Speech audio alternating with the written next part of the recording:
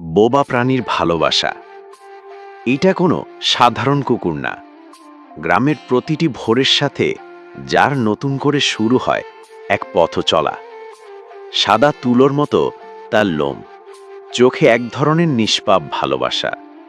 সে কখনো কারো কিছু বলে না, তবু যেন পুরো গ্রাম তার কথা বোঝে। ভোরের সূর্য উঠতেই সে বেরিয়ে পড়ে সেই পুরনো মেঠো পথে। দুই পাশে সবুজ ধানক্ষেত, পাখির ডাকে ঘুম ভাঙে গাছের। হালকা কুয়াশার ভেতর দিয়ে সে ধীরে ধীরে হেঁটে যায়, প্রতিটি পা ফেলে যেন সে স্পর্শ করে মাটির গভীর ভালোবাসা।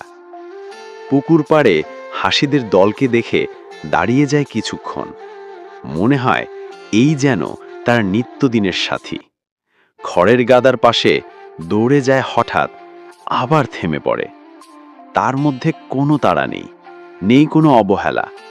সে যেন প্রকৃতির ছন্দে বাঁধা এক প্রাণের ভাষা।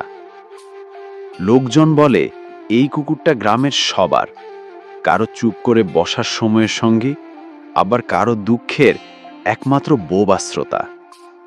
সে জানে না তার কি পরিচয়, তবে সে জানে কোথায় ফিরে আসতে হয়, কোথায় অপেক্ষা করছে সন্ধ্যার আলো, আর কে রেখে গেছে চালে এক মুঠো ভাত তার জন্য। হালকা আবেগ ভরা বিরতির পর হয়তো সে কিছুই বলে না, তবু এই গ্রামের প্রতিটি গাছ, প্রতিটি পাখি, এমনকি বাতাসটাও তাকে চিনে ফেলে।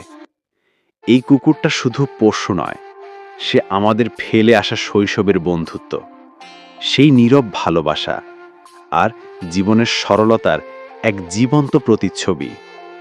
সে আমাদের মতোই, শুধু একটু বেশি ভালো। আচ্ছা বলুন তো, আমার এই কুকুরের ভিডিওটি আপনাদের কেমন লেগেছে?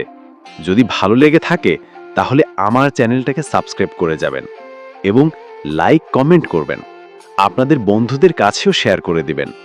ভালো থাকবেন, সুস্থ থাকবেন। দেখা হবে, কথা হবে অন্য কোনো ভিডিওতে।